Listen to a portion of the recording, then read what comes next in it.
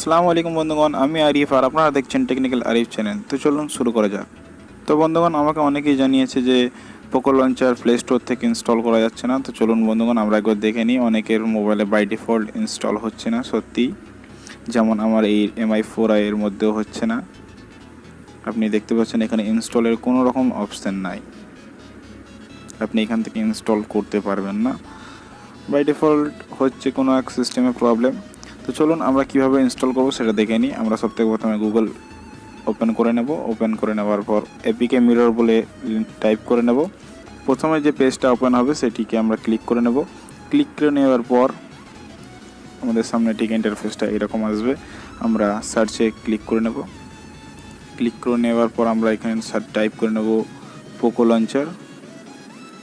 ঠিক এইভাবে আমি যেভাবে করলাম, এবং তারপর আপনি নিচে এসে দেখতে পাবেন পোকো লঞ্চার। চলুন আমরা পোকো লঞ্চারে ট্যাপ করে নিয়েছি। আর একবার ডাউনলোডের অপশানে ক্লিক করে নেব। ডাউনলোড অপশানে ক্লিক করার পর ঠিক ইন্টারফেসটা আপনার সামনে এইরকম আসবে, আপনি দেখতে পাবেন পোকো লঞ্চার বিটা ভার্সনে আছে এটা। নিচেই যাবেন, স্ক্রল ডাউন করে নিচে থেকে ডাউনলোড এপিকে, এখান থেকে ডাউনলোড করতে দেখতে পাচ্ছেন আমার ডাউনলোডিং হচ্ছে বর্তমান। আপনি এইভাবে ডাউনলোড করতে পারবেন।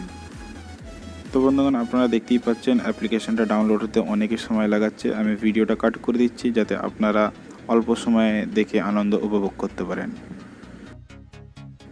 তো বন্ধুগণ, চলুন, আমাদের অ্যাপিকে ইনস্টল হয়ে গেছে। আপনি দেখতেই পাচ্ছেন পোকো লঞ্চার আমার ডাউনলোড ফাইলে চলে এসেছে। আমি ইনস্টল করে নেব অ্যাপ্লিকেশনটা, দেখতেই পাচ্ছেন।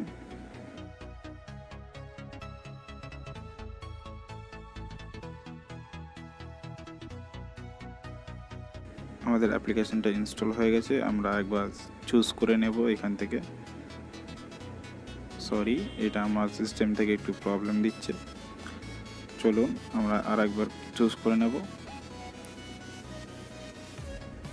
পোকো লঞ্চার চুজ করে নেওয়ার পর দেখতেই পাচ্ছেন ইন্টারফেসটা ঠিক এরকম ধরে স্টার্ট করে নেবেন। স্টার্ট করে নেওয়ার পর ওকের পর অ্যালাউর পর আবারও একবার অ্যালাউ পারমিশন করে দেবেন।